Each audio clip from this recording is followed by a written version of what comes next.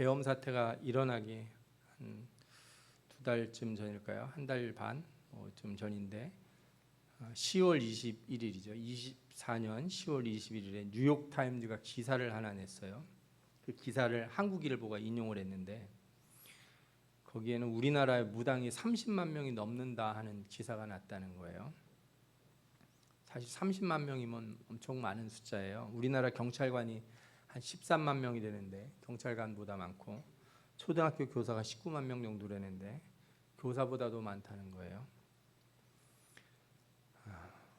그때 왜 이런 기사가 났는지는 모르겠지만 하여튼 다른 나라 뉴스에도 날 정도면은 우리나라에 무속인이 많기는 많은가 봐요. 그런데 실제로는 더 많다는 게 정설입니다. 우리나라의 무당과 역술인의 수가 한 100만 명 가까이 된다는 기사가 2017년 조선일보에 난 것도 있어요. 정부에서는 이들을 정확히 파악도 할 수 없는데 이들이 사업자 등록을 안 하고 있기 때문에 그래요. 그래서 돈을 얼마나 버는지도 모르고 세금을 걷지도 못합니다. 정부가 교회하고 목회자들에게는 세금을 그렇게 부과를 잘하면서 그런 데는 신경을 안 쓰는 건 아닌가 이런 생각도 좀 들더라고요. 이들이 어떻게 돈을 버냐. 하루에 10명씩만 손님을 받아도 한 달이면 한 3천만 원을 번다. 자기들 입으로 이렇게 얘기한다는 거예요. 의사, 변호사 부럽지 않다. 무당이 잘 되는 것은 한편으로는 아직도 우리 시대에 이런 무속에 자신의 미래를 거는 사람이 많다. 그런 증거도 될 것 같아요. 우리는 일반적으로 이런 무속인을 찾는 사람들이 교육의 정도가 낮거나 좀 무지하고 가난한 사람들이 이런 무당을 찾는다 이렇게 생각하지만 사실 그렇지 않습니다. 서울 강남이나 대학가 주변에는 다양한 점집들과 서양식 타로점이라고 하죠. 그런 곳들이 즐비합니다. 더욱이 최근에 문제가 되는 정치에서는 무속인들이 권력자들하고 연결되어 있었고 더 심각한 건 이단과 사이비 종교 집단이 깊이 관여되어 있다는 게 막 드러나고 있어요. 성경에도 이런 일들이 있는데 무당을 가까이 한 어떤 왕 이야기가 나옵니다. 바로 유다의 가장 악했던 왕 므낫세입니다. 열왕기하 21장 6절을 보면 또 자기 아들을 불 가운데로 지나게 하며 점치며 사수를 행하며 신접한 자와 박수를 신임하며 이런 말씀이 나와요. 신임했다는 얘기는 무당들, 이 박수들, 남자가 이제 신접하면 박수고 여자가 이제 신접하면 무당이죠. 이런 사람들을 신임해서 자기 곁에 두었다는 얘기죠. 말씀을 보니까 지금 우리나라 뉴스에 나오는 바와 매우 비슷하다. 무슨 법사니 뭐니 이런 사람들을 곁에 두었다고 하는데 그러나 우리가 성경에서 보듯이 이 므낫세 왕의 끝이 좋지 않았습니다.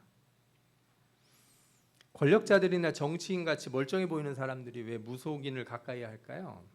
여기 두 종류의 사람들이 있는데 한 부류는 정말 무속이나 이단들이 말하는 걸 믿는 사람들이죠. 이런 사람들은 뭔 일을 시작하려고 그러면 무당이나 점쟁이를 찾아가요. 뭐 남편이 승진할 때 되면 찾아가기도 하고 사업을 하려고 그러면 찾아가기도 하고 이들은 미래의 일을 귀신에게 물어볼 수 있다고 생각하는데 귀신이 가끔 맞춰주기만 하면 한 번 빠지면 못 태어나옵니다. 그런데 이게 우리나라만 그런 줄 알았더니 아니래요. 외국의 지도자들도 이렇게 무당이나 점술가들을 찾아다니는 일들이 많다고 합니다. 그런데 여러분 아셔야 되는 게 귀신은 결코 미래의 일을 알 수 없습니다. 혹시라도 귀신이 잠시 앞니를 맞춘 것 같은 때가 있더라도 그 끝이 결코 좋을 수 없습니다. 왜냐하면요, 귀신은 사람을 악한 길로 인도하는 본성을 숨길 수가 없어요. 귀신은 돈을 좋아하지도 않고 돼지머리를 좋아하지도 않습니다. 그건 사람이 좋아하는 거예요. 무당이 좋아하는 거지 귀신이 무슨 돈이 필요하겠어요. 뭐 은행에 맡겨서 뭘 하겠습니까? 뭐 귀신이 주식 투자를 하겠습니까? 귀신이 원하는 건 더 많은 사람들을 악으로 끌어들이는 것뿐이에요.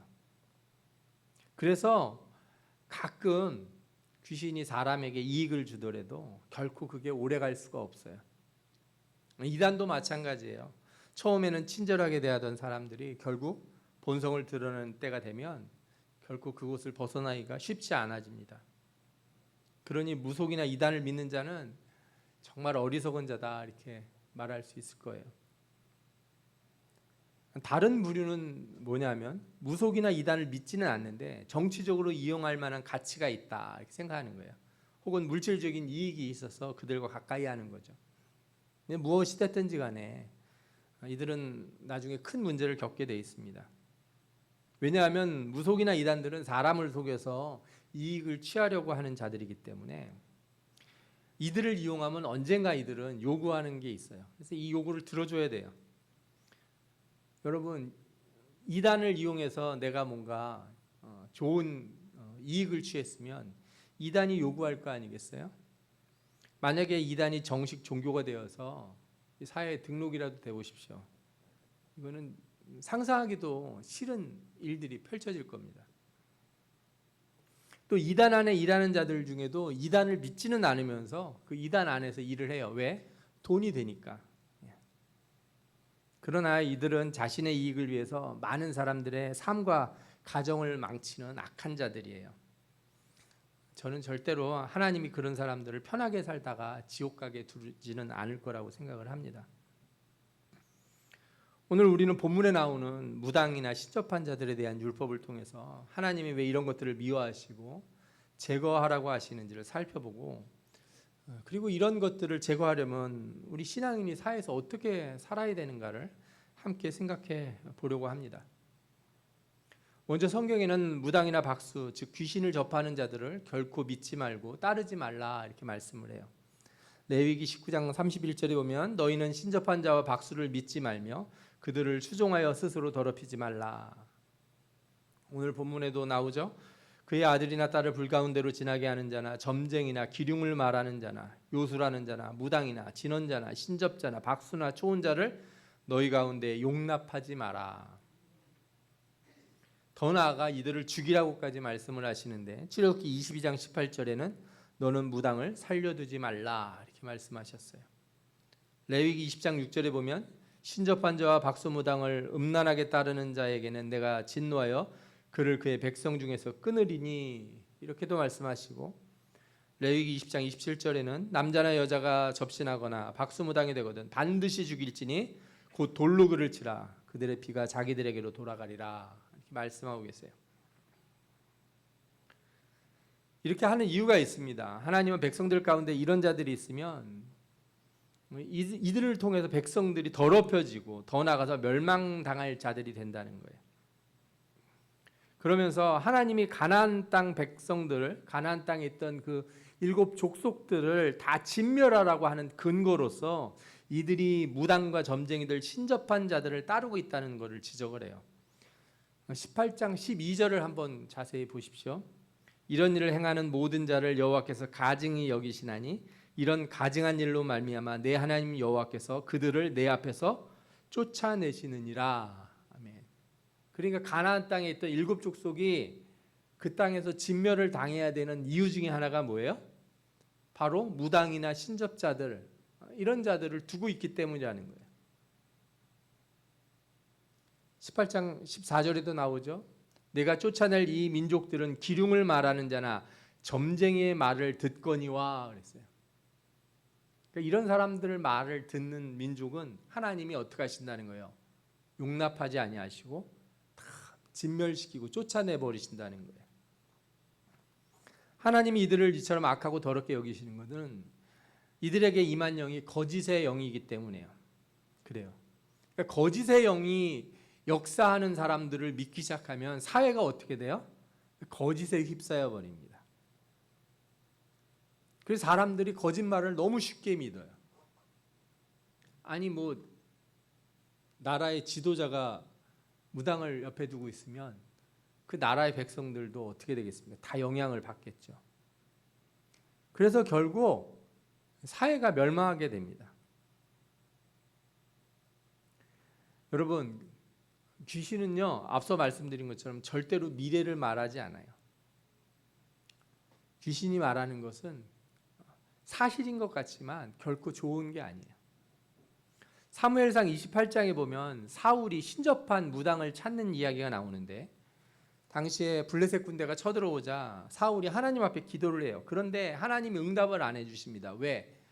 회개를 안 하고 계속 다윗을 죽이려 하고 자신의 잘못은 하나님 앞에 고백을 안 하면서 하나님 앞에 블레셋과 싸워 이길 방법만 구하는 거예요. 여러분, 이러면 기도가 안 됩니다. 절대로.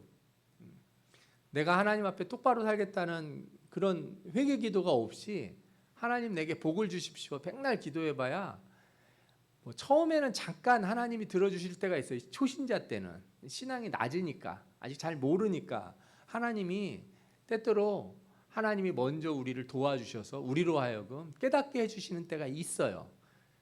그러나 본질적으로 사람이 변화되지 않으면 하나님이 듣지 아니하십니다.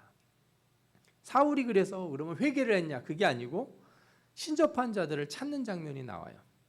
사울이 여호와께 묻자오되 여호와께서 꿈으로도 우림으로도 선지자로도 그에게 대답하지 아니하시므로 사울이 그 신하들에게 이르되 나를 위하여 신접한 여인을 찾으라. 내가 그리로 가서 그에게 물으리라. 사무엘상 28장 6절에서 7절에 이렇게 나옵니다. 이렇게 해서 무당을 찾은 사울이 무당이 불러낸 영을 사무엘의 영으로 알고 엎드리는 장면이 나오는데, 이 말씀을 좀 자세히 볼 필요가 있어요. 왕이 그에게 이르되 두려워하지 말라. 내가 무엇을 보았느냐 하니 여인이 사울에게 이르되, 여인이 이제 무당이죠. 내가 영이 땅에서 올라오는 것을 보았나이다 하는지라.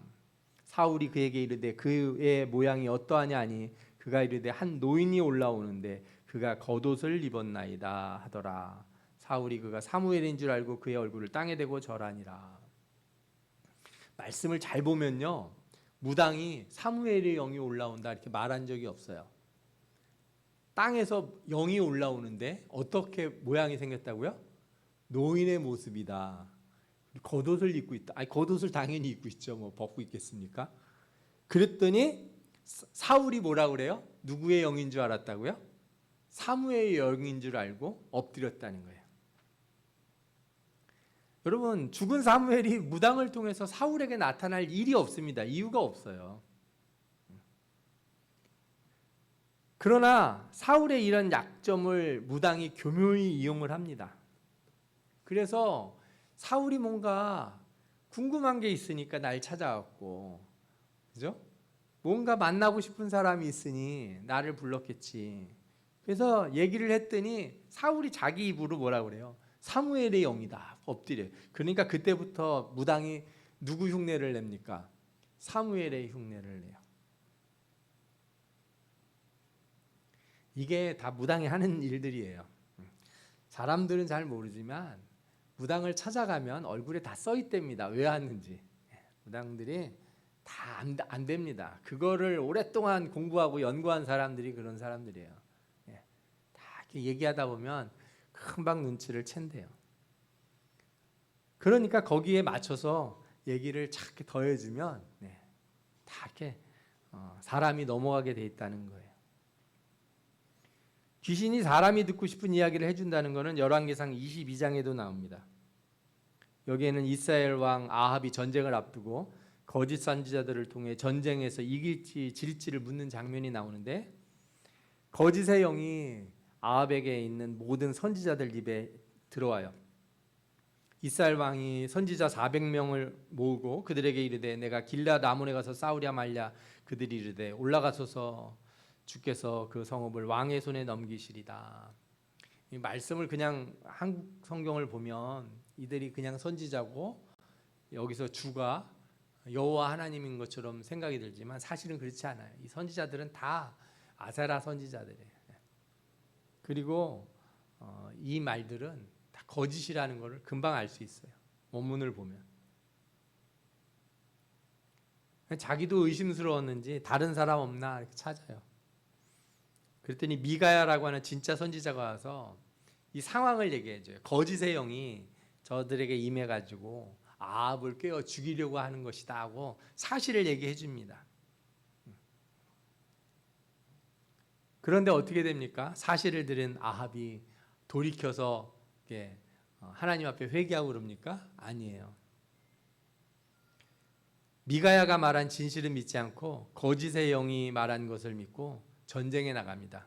그래도 걱정은 되는지 왕의 옷을 벗고 일반 병사의 옷으로 갈아입어서 변장을 하고 나가요. 그런데 어떻게 해요? 그 바람에 결국 화살 맞아 죽습니다. 제가 보면은 악한 자들은요, 아무리 진실을 말해줘도 귀신의 말에서 못 벗어나요. 한번 빠져들면 벗어나기가 어려워요. 어떤 분들은 물론 무당이 진짜 용하게 잘 맞춘다고 말하는 분들도 있어요. 사람이 그저 눈치로 알아맞춘 정도가 아니라 정말 귀신같이 맞춘다. 이런 얘기를 하는 분들이 있어요. 저도 귀신에 접한 무당이 있다는 걸 부정하지는 않습니다. 진짜 귀신에 접하는 사람들도 있어요. 그런데 여러분, 아무리 귀신에 신접한들 거기서 진리가 나올 수 없고 그 입에서 사실이 나와도 그것으로는 결코 바른 증거를 얻을 수 없다는 걸 아셔야 돼요. 예수님도 그래서 귀신이 예수님을 증거하는 걸 막습니다. 마가복음 1장 34절을 보면 예수께서 각종 병이 든 많은 사람을 고치며 많은 귀신을 내쫓으시되 귀신이 자기를 알므로 그 말하는 것을 허락하지 아니하시니라 이렇게 나옵니다. 귀신들이 예수님 보고 하나님의 아들이시여 왜 우리를 괴롭히십니까? 막 하면서 얘기를 하는 거예요. 그랬더니 예수님이 그래 좀 그 얘기 좀 크게 해라. 저 사람들 좀 나를 믿게. 그렇게 놔두셨어요? 아니에요. 절대로 말하는 걸 허락하지 않으세요. 왜요? 귀신은요 사실을 말해도 결코 좋은 일이 안 생깁니다. 그리고 믿음은 귀신이 말한 거 듣고 믿을 수가 없어요. 믿음이라고 하는 건 누가 오셔야지 믿음이 생겨요? 성령이 오셔야지 생기는 거예요. 성령이 우리 가운데 오셔야 우리가 하나님의 아들임을 믿고 깨닫고 변화가 되는 거지 결코 다른 것으로는 믿음이 생길 수가 없어요.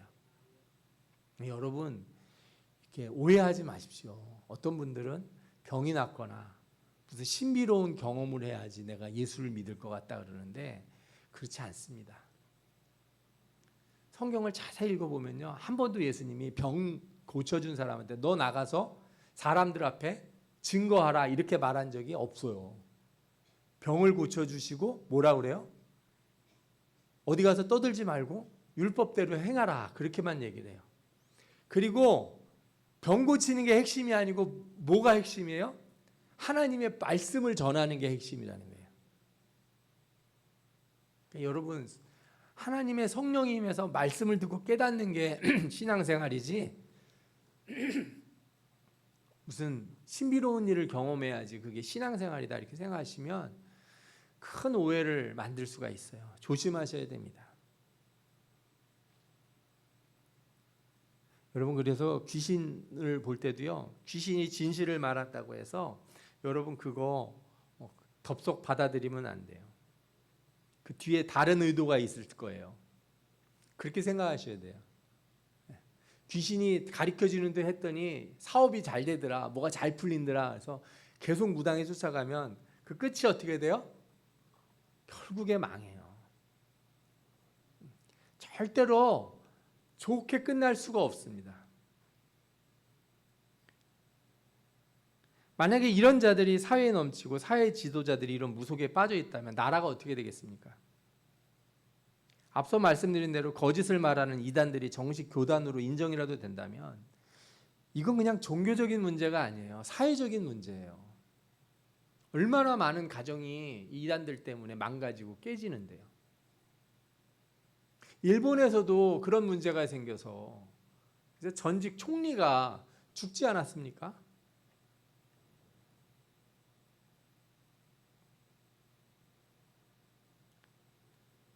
오늘 본문에서도 하나님은 가나안 7 족속이 이스라엘에 의해 쫓겨나게 되는 이유가 바로 이런 무당과 신접한 자들을 두었기 때문이다 그랬어요. 이런 악한 것이 이 땅에 있으면 어떻게 돼요? 우리에게도 큰 문제가 생기기 시작합니다. 게다가 나라의 지도자라든지 이런 사람, 중요한 결정을 하는 사람들이 그렇죠? 이런 사람들을 가까이 한다면 어떻게 되겠어요? 예전에 제가 들은 얘기인데 뭐 기업에서는 인사 담당자가 채용을 할 때 사장이 이제 직원을 뽑을 때 옆에 이 역술가를 두었다는 거예요. 관상 보는 사람. 아, 이게 진짜입니다. 이거는 공공연하게 알려진 사실들이에요.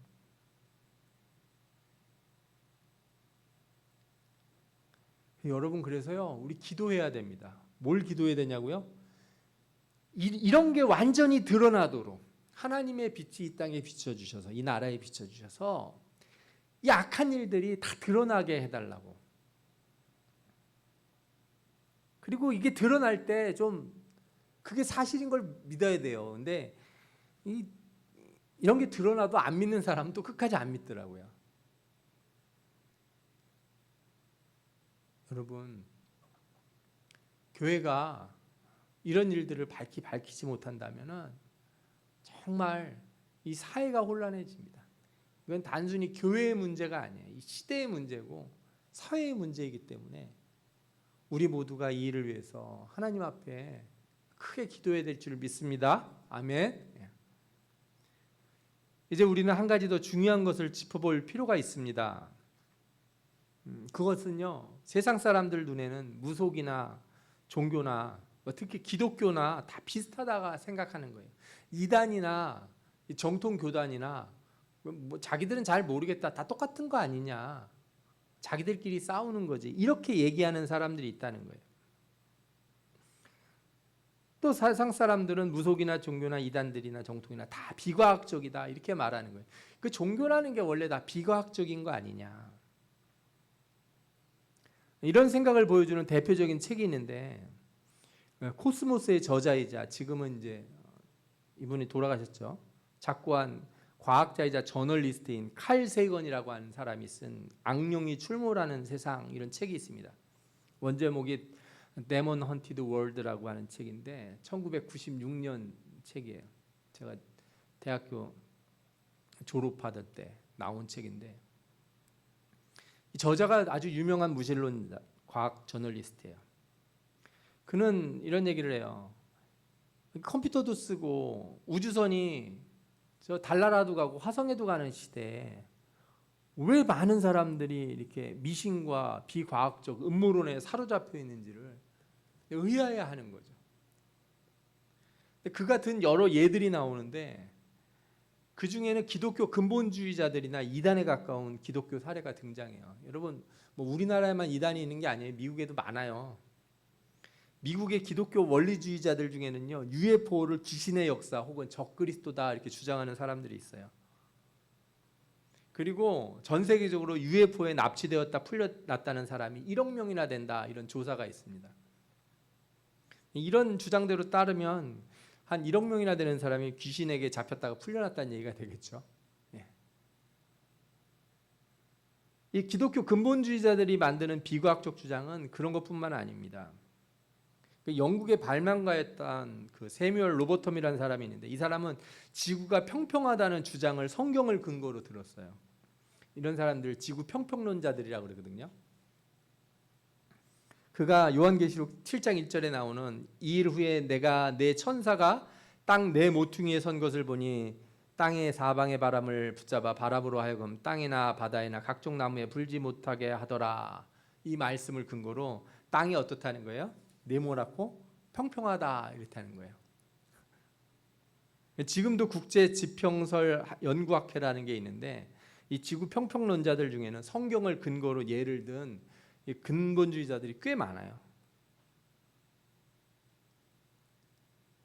뭐 이런 예가 아니더라도요, 비과학적이고 상식에 부합하지 않는 것을 믿는 것이 마치 대단한 믿음인 양 주장하는 사람들도 많아요. 말도 안 되는 주장을 하면서 여전히 자신을 신앙이 좋은 기독교인이다, 나는 믿음이 아주 철두철미한 사람이다, 이렇게 주장하는 거죠. 근데 여러분, 이런 맹목적인 믿음은 그냥 다른 이단과 비슷해지는 그런 부류다, 이렇게 생각하셔도 돼요. 이단이 삼위일체와 기독론을 벗어나는 자들이라면 문자주의에 경도된 근본주의자들 또한 마찬가지예요.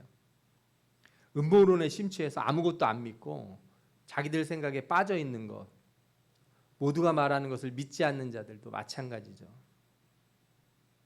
이들은 성경을 벗어날 뿐만 아니라 상식도 벗어나요. 여러분, 상식이라는 것도요, 하나님이 우리에게 주시는 일반 은총 가운데 있는 거예요.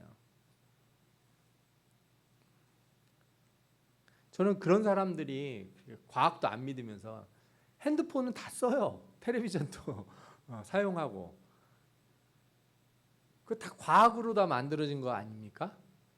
우리 지금 예배당 안에 있는 이런 방송 장비들이나 녹화하는 장비나 마이크나 에어컨이나 여기 어느 거 하나 과학이 안 들어가 있는 게 뭐가 있습니까?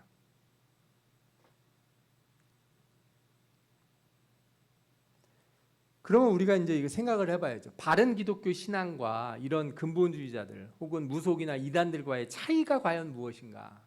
어떻게 우리는 차이를 사람들에게 드러낼 수 있는가를 생각해 봐야겠죠. 그것은 먼저 우리가 신비적이고 영적인 것을 증명하려고 하는 것에서 나오지 않는다는 걸 아셔야 돼요.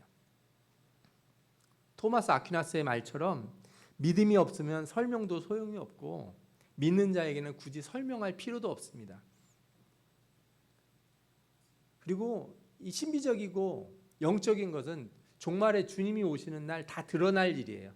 여러분들이 굳이 그렇게 애써서 그걸 증명하려고 애쓸 필요가 없어요. 그냥 내가 경험한 것을 말하면 돼요.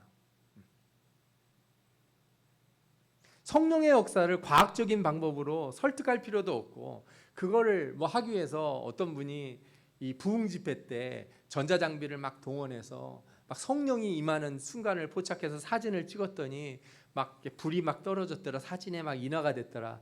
그거요, 카메라에 빛 들어오면 다 나옵니다. 그런 거로다가 입증하려고 하지 말라는 거예요. 그런 게 있다고 해서 믿지도 않습니다. 인터넷에 여러분이 가셔가지고 저 우주에서 날아오는 천국 이런 사진을 한번 검색해 보십시오. 어떤 그 미국의 이상한 신문에 나온 사진이 하나 등장하는데, 우주 저 멀리서 하나님의 나라, 그 하나님의 나라가 꼭 디즈니에 나오는 그 성 있죠? 그런 성이 이렇게 우주에서부터 막 날아오는 사진을 찍었다고, 만안경으로 뭐 그런 기사가 있는 게 나와요. 그런 거 여러분 현혹되지 마시기 바래요. 영적인 것은 그렇게 증명하는 게 아니고 그렇게 증명될 수도 없어요. 성경에서 그리고 성령의 역사를 과학으로 증명해라 이렇게 우리에게 가르친 적도 없습니다. 이유가 있어요. 신앙이 과학 위에 있기 때문에 그래요. 여러분, 뭔가를 증명하려면 더 높은 것이 아래 것을 확인해 줘야 되는 거예요. 예를 들어서 박사 학위를 받을 때는 반드시 누가 학위를 줘야 됩니까? 박사가 학위를 줘야 되는 거예요. 석사들이 모여서 박사를 학위를 준다. 원래는 이거는 원칙적으로 맞지 않아요. 이제 이렇게 되는 일은 한 가지 경우가 있는데, 박사가 없는 경우에 처음에 석사들이 모여서 한 사람을 박사로 세우고 그 박사가 나머지 사람들을 박사로 주는 일이 있다고 하더라고요. 원칙적으로는 있으면 안 되는 거예요. 무엇이 옳고 그른지는 더 높은 것이 아래 것을 증명하는 거지, 아래 것으로 위의 것을 증명할 수는 없는 거예요. 물리적인 것으로 영적인 것을 증명한다는 건 말이 안 되는 거예요. 그래서 과학은 신앙을 설명할 능력도 없고 방법도 없고 하려고 하지 않습니다. 그러니 우리가 기독교가 힘써서 우리의 믿음을 과학으로 증명하는데 애쓸 이유가 없어요. 그러면 우리가 바른 신앙을 가졌다는 걸 뭘로 보여줘야 됩니까? 단 하나예요. 바로 삶의 열매인 줄 믿습니다. 아멘. 성령은 신비적인 것으로 우리 안에 계시지만 그를 모신 자는 반드시 온유와 사랑과 믿음과 절제와 오래 참음과 충성과 양선과 이런 뭘 나타내요? 성령의 열매를 드러내게 돼 있어요. 성령이 임한 사람은 초월적인 일을 하는 것을 보여주지 않아요. 물론 특별한 몇 사람들에게 하나님이 예언도 하게 하시고 신유도 하게 하세요. 그러나 모든 사람에게 그렇게 하지 아니하시고 모든 사람에게는 뭘 하게 하세요? 성령의 열매를 맺게 하신다고요. 아멘. 그러니까 우리가 신비적이고 영적인 것을 추구하더라도 그 결과는 반드시 무엇으로 나타나야 돼요? 삶의 열매로 나타나야 돼요. 내가 아무리 방언을 하면 뭐합니까? 내가 아무리 예언을 하면 뭐하고 신유를 행하면 뭐합니까? 삶의 열매가 안 드러나면.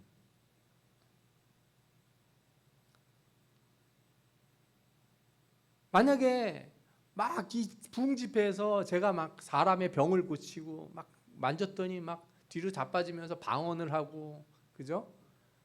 막 예언을 하고 그러는데 집에 가서 막 싸우고, 그죠? 애들 패고 막 길거리에서 이렇게 동네 사람들하고 사이 안 좋게 지내고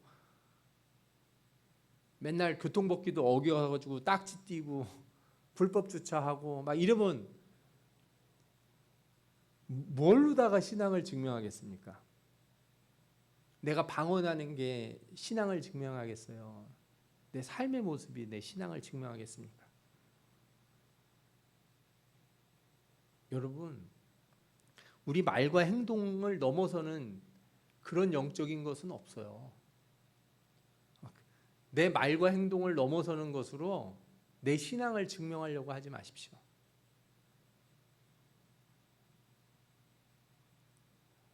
이 사도행전 5장에 보면 베드로하고 요한이 공회에 잡혀 재판을 받을 때 가말리엘이라고 하는 사람이 나와서 한 말이 있는데 이게 아주 중요한 걸 우리에게 시사를 해줘요. 가말리엘이 베드로하고 요한을 바깥으로 내보내고서 이 공회에서 이런 얘기를 해요.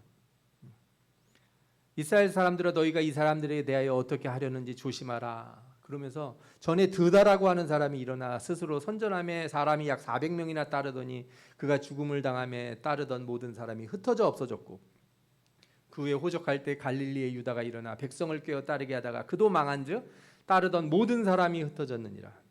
이제 내가 너희에게 말하노니 이 사람들을 상관하지 말고 버려두라. 그 사상과 소행이 사람으로부터 났으면 무너질 것이요 만일 하나님께로부터 났으면 너희가 그들을 무너뜨릴 수 없겠고 도리어 하나님을 대적하는 자가 될까 하노라. 아멘.